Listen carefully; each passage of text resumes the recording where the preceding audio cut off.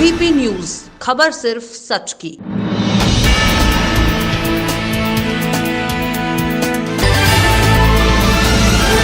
बस्ती police लगातार अपने कार्यों को लेकर चर्चा में बनी रहती है। एसपी बस्ती हेमराज मीना ने बड़े बड़े घटनाओं का खुलासा कर यह साबित कर दिया है कि बस्ती में अगर घटना हुई तो अपराधियों को सलाखों के पीछे भेजा जाएगा। इसी क्रम में अवैध सॉफ्टवेयर के जरिए टिकट के काले कारोबार का अंतर्राष्ट्रीय सरगना हामिद को बस्ती पुलिस और आरपीएफ की संयुक्त टीम ने गिरफ्तार कर लिया है। एसपी बस्ती हेमराज मीना ने प्रेस कॉन्फ्रेंस कर घटना का खुलासा कर जानकारी देते हुए बताया कि रेलवे रिजर्वेशन टिकट के सॉफ्टवेयर रेड मिर्ची और एएनएमएस को तैयार कर ऑनलाइन बेचने वाले गिरोह का मुख्य वांछित 50,000 का इनामी अभियुक्त हामिद अशरफ को गिरफ्तार कर लिया गया है। हामिद अशरफ को बेंगलुरु एयरपोर्ट से 17 फरवरी को गिरफ्तार कर ट्रांजिट रिमांड पर बस्ती लाया गया है और उसके पास से नगद भारतीय मुद्रा 1,55,000, विदेशी मुद्रा दरहम 8,920 रुपए, जो कि भारतीय मुद्रा में 1,76,600 रुपए है, और आईफोन 12 प्रो जिसकी कीमत 1,30,000 है। आईफोन की घड़ी, इसकी कीमत 30,000 रुपए है। पासपोर्ट और दुबई का रेजिडेंस वीजा बरामद किया गया है। एसपी हेमराज मीना ने आगे जानकारी देते बताया कि हमारे हरैया थाने के थाना अध्यक्ष सर्वेश राय, आरपीएफ के नरेंद्र यादव, सीआईबी गोरखपुर टीम के दशरथ प्रसाद, आरपीएफ के प्रवीण कुमार और सर्विलांस टीम के जितेंद्र सिंह के संयुक्त ने अभियुक्त को गिरफ्तार किया। इससे करीब 50 करोड़ की संपत्ति अर्जित की है। बस्ती जिले के कप्तानगंज के रहने वाले मोहम्मद अशरफ हामिद को पहली दफा अप्रैल 2016 में पुरानी बस्ती से सीबीआई बेंगलुरु ने ई टिकट के अवैध कारोबार के सिलसिले में गिरफ्तार किया था। उसके बाद जनवरी 2019 में डीजी आरपीएफ अरुण ने दिल्ली में प्रेस कॉन्फ्रेंस कर जानकारी दी थी। अवैध सॉफ्टवेयर के जरिए टिकट से कमाई की गई रकम को टेरर फंडिंग में प्रयोग किया जा रहा है। इस गैंग का सरगना बस्ती जिले का रहने वाला हामिद है। इसके बाद बस्ती पुलिस और आरपीएफ सक्रिय हुई और बस्ती पुलिस ने ताबड़तोड़ कार्रवाई करते हुए उसके करीबी रहने वाले सलमान और शमशेर के साथी मीन कैशियर मनोज महतो सहित दर्जनों लोगों को देश के विभिन्न राज्यों से गिरफ्तार कर लिया था। हाल में ही हामिद बस्ती जिले के कप्तानगंज स्थित आवास पर छापेमारी कर बस्ती पुलिस ने करोड़ों की संपत्ति से संबंधित दस्तावेज बरामद करते हुए उसके पिता जमीरुल हसन सहित कई को गिरफ्तार किया था। बस्ती से बना हामिद का पासपोर्ट सार्वजनिक होते ही पुलिस और आरपीएफ के साथ ही कई एजेंसियां उसके पीछे पड़ गई थीं और नेपाल सहित अन्य जगहों पर इसके होने के कयास भी लगाए जा रहे थे। बस्ती एसपी हेमराज मीना ने भी अशरफ की गिरफ्तारी के लिए अपनी टीम को लगा रखा था और जैसे ही वह भारत पर बेंगलुरु एयरपोर्ट पहुंचा और उसे वहीं से गिरफ्तार कर ट्रांजिट रिमांड पर बस्ती लाया गया है। संवाददाता विवेक गुप्ता की रिपोर्ट। आपका कहाँ थे अभी तक आप?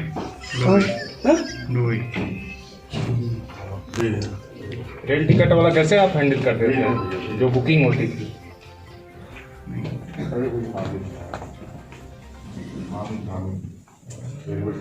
कैसे करते थे?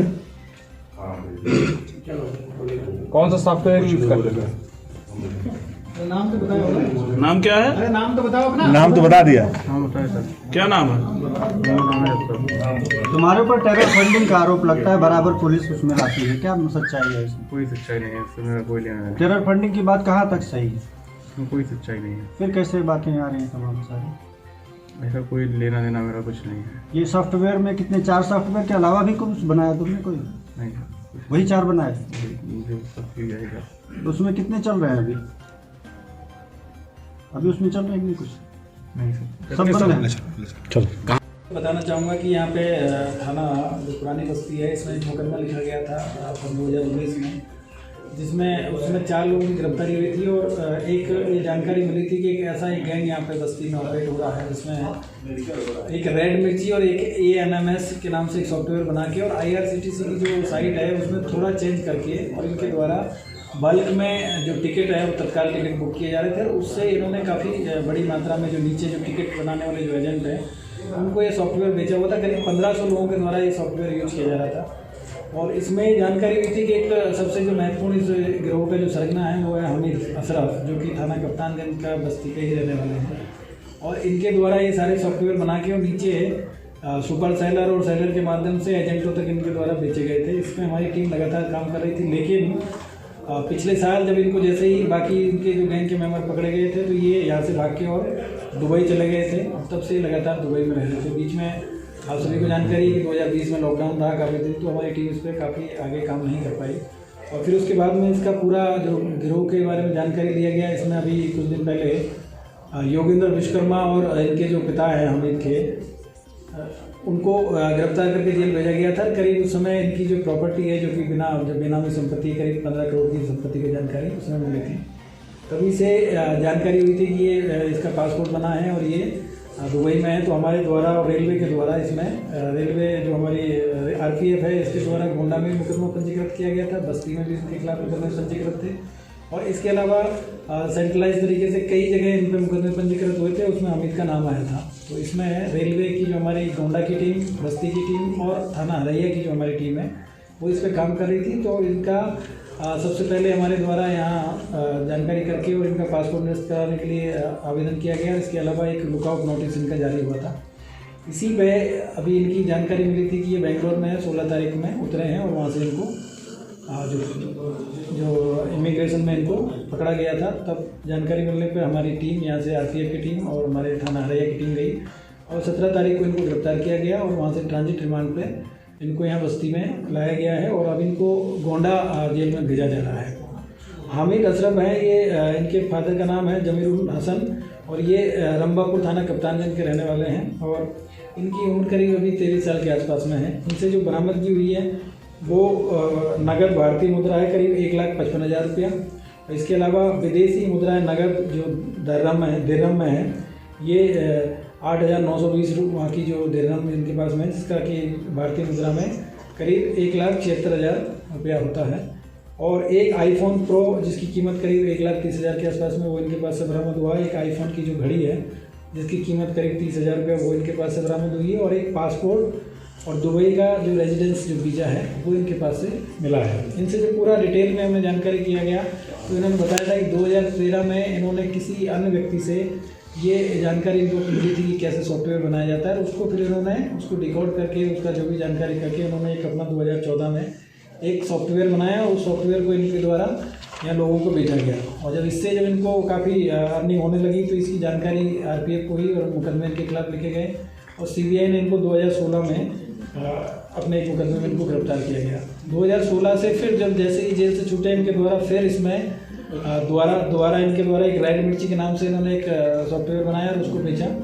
उसके बाद में जब उसकी जानकारी पुलिस को हो गई थी तो फिर इन्होंने उसका नाम चेंज करके उसका नाम ANMS कर दिया।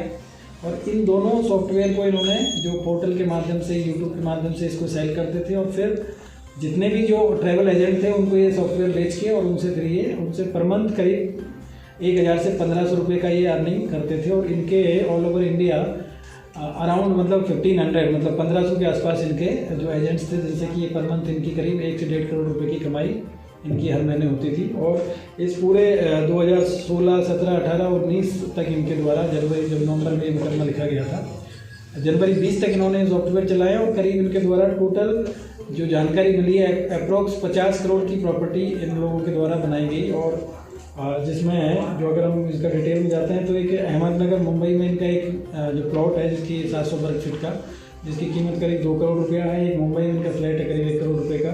कस्बा कप्तानगंज में इनकी एक ज़मीन है, जिस मकान है 1 करोड़ का, एक ज़मीन है 2 करोड़ की, एक ज़मीन वहीं पास में है वो करीब 25 लाख की है। और एक टोल प्लाजा है बस्ती में, यहाँ पे करीब 25 लाख की ज़मीन है। HMD मॉल है कस्बा कप्तानगंज में जिनमें करीब इन्होंने 5 करोड़ का इन्वेस्टमेंट किया है। कठार जंगल है जिसमें इनकी ज़मीन है करीब 15 बीघा करीब 1.25 करोड़ की। और वायरलेस चौराहा कस्बा कप्तानगंज में करीब इनके द्वारा 2 करोड़ की ज़मीन खरीदी गई है। रंबापुर कला में 3 बीघा ज़मीन है, करीब 1 करोड़ के आसपास इनकी कीमत बता रहे हैं। और कस्बा कप्तानगंज में एक किराना मार्ट बना है जो करीब 50 लाख का है। बनकटा मिस्र में करीब 10 बीघा ज़मीन है 3 करोड़ की। रंबापुर में एक मुर्गी फार्म बनाया है 10 लाख रुपये का। और एक डेयरी फार्म बनाया गया करीब 40 लाख रुपये का। एक कस्बा कप्तानगंज में पुरानी मस्जिद के पास में अपने परिवार और मामा के नाम पर करीब 1 करोड़ की ज़मीन खरीदी है। हाईवे पर जो फुटैया पेट्रोल पंप है वहाँ करीब 50 लाख रुपए की ज़मीन खरीदी है। मुंबई में तलोजा में इनके मामा ने एक स्टील का अपना व्यवसाय शुरू किया था जिसमें इनके द्वारा 2 करोड़ रुपया उसमें उनको इन्होंने उधार दिया है। इसके अलावा बस्ती शहर में पचपेड़िया रोड पर मामा के नाम पे करीब 50 लाख की ज़मीन है। और एक इनके जो साथी पहले जो इनके पिता के साथ जेल गए योगेंद्र विश्वकर्मा जो कि भदोही के रहने वाले हैं, इनको इनके द्वारा करीब 8 करोड़ रुपया दिया गया था निवेश करने के लिए, जिसमें उन्होंने एक गोल्ड मीडिया फाइबर के नाम से एक ऑप्टिकल फाइबर बेचाने की एक कंपनी का वहाँ पे रजिस्ट्रेशन कराया था। उसमें जो इन्होंने इतना करीब 8 करोड़ रुपए का इन्वेस्टमेंट वहाँ पे किया था। इन्हीं के एक साथी पहले शमशेर सिंह जो गोंडा के रहने वाले, उनको गिरफ्तार करके जेल भेजा गया था। इसमें हमारे द्वारा गैंगस्टर की कार्रवाई की गई और 14 की कार्रवाई इसमें की गई थी, जिसमें करीब इनका कहना है कि उनको इन्होंने 7 करोड़ रुपए दिए थे इन्वेस्टमेंट के लिए, जिसमें से हमारे द्वारा 2 करोड़ रुपए के समथिंग अभी उनमें जो गैंगस्टर की कार्रवाई कर दी गई है, और शेष जो संपत्ति है उसको आइडेंटिफाई इसमें हम कर रहे हैं। सर, जांच में कहीं टेरर फंडिंग की जो बात आ रही है, क्या इस तरह की कोई चीज़ निकल के आई सामने? देखिए, अभी तक की जो हमारी जो जानकारी है, क्योंकि ये जो व्यक्ति है इसका जो काम है ये हवाला का काम, तो इसमें ये इस्टेब्लिशमेंट हुआ है, इसके जो साक्ष्य मिले हैं इस तरह की चीज़ों के, कि हवाला के माध्यम से ये पैसा कभी नेपाल और कभी यहाँ से दुबई भेजा करता था और प्राप्त भी करता था, क्योंकि पिछले 2 साल से हवाला का पैसा के माध्यम से ही ये दुबई में सर्वाइव कर रहा था, यहाँ से कि हवाला के माध्यम से पैसा मंगाता था। अब इसमें बाकी जो साक्ष्य, क्योंकि जो एक काफ़ी बड़ा एक नेटवर्क था इन लोगों का, काफ़ी अलग अलग एरिया में, जैसे बिहार के सीतामढ़ी में इनका नेटवर्क था, और भदोही में इनका एक बहुत बड़ा नेटवर्क था, मुंबई में इनका एक बहुत बड़ा नेटवर्क था। तो एक इसमें जो कार्रवाई हुई है वो अलग अलग फेजेज में हुई है। तो अब इसमें ये सारी जो, जब तक मेन आदमी नहीं पकड़ा जाता है तो बहुत सारी चीज़ें होती हैं जो कि जानकारी नहीं मिल पाती है। तो ये इनका जो मुख्य आदमी अब मिला है, और अब इससे सारी जो पूर्व में जितनी भी घटनाएं वर्कआउट हुई थी, तो पूर्व में जितने भी लोग जेल गए थे, वो सारी इन्वेस्टिगेशंस में अब ये पूरी कड़ियाँ मिलेंगी, और उसके बाद में अब इसमें साक्ष्य निकल के आएंगे कि इनका कोई इस तरह का कनेक्शन है या नहीं। लेकिन ये है कि अभी तक कुछ लिंक इधर उधर कोई लिंक नहीं मिला है कि अभी प्रेजेंट टाइम तक कि कोई टेरर ग्रुप से इनका कोई कांटेक्ट रहा हो। लेकिन हवाला में इन्होंने ज़रूर पैसा अपना इन्वेस्ट किया है, हवाला के माध्यम से इन्होंने पैसा भेजा है, प्राप्त भी किया है। तो ये हमको जानकारी मिली है, तो इस पर भी हम काम कर रहे हैं कि ये किसके माध्यम से कौन सा नेटवर्क यूज करते थे जिससे पैसा ट्रांसफ़र करते थे। तो ये काफ़ी बड़ा एक गैंग है, और पूर्व में इनका आपराधिक इतिहास भी है, जिसमें करीब इनके खिलाफ 2019 में थाना रैया में मुकदमा लिखा गया है, एक विस्फोटक अधिनियम और 436 IPC में थाना खोड़ारे जनपद गोंडा में मुकदमा इनके खिलाफ लिखा गया है। आरपीएफ के द्वारा 2019 में गोंडा बस्ती 2 जगह मुकदमे लिखे गए हैं, और CBI बेंगलोर के द्वारा भी इनको 2017 में जो 419-20 और 143 RPF एक्ट में गिरफ्तार किया गया था। CBI दिल्ली में भी एक केस है जो कि 2020 में लिखा गया है, जो कि RPF एक्ट में है। तो काफ़ी कई मामले हैं, और इस पर कई एजेंसियां काम कर रही हैं। तो अब काफ़ी जानकारी हम लोगों के द्वारा अब तक कलेक्ट की है, और जो भी जानकारी मिलेगी, जो भी साक्ष्य प्रकाश में आएंगे, उनके आधार पर इसमें कार्रवाई की जाएगी। काफ़ी एक अच्छा एक प्रयास था, जो कि संयुक्त एक जॉइंट ऑपरेशन किया गया था, और इस पूरी टीम को IG रैन महोदय के द्वारा 50,000 रुपये का इसमें इनाम भी पहले से के खिलाफ स्वीकृत किया गया था, तो भी इसमें प्राप्त होगा। तो ये काफ़ी एक अच्छा काम था, और इससे जो एक ऑर्गेनाइज जो क्राइम है, जो कि धीरे धीरे अपनी जड़ें पसार रहा था, उसको एक तरीके से पूरा ध्वस्त करने का काम पूरी टीम ने किया है।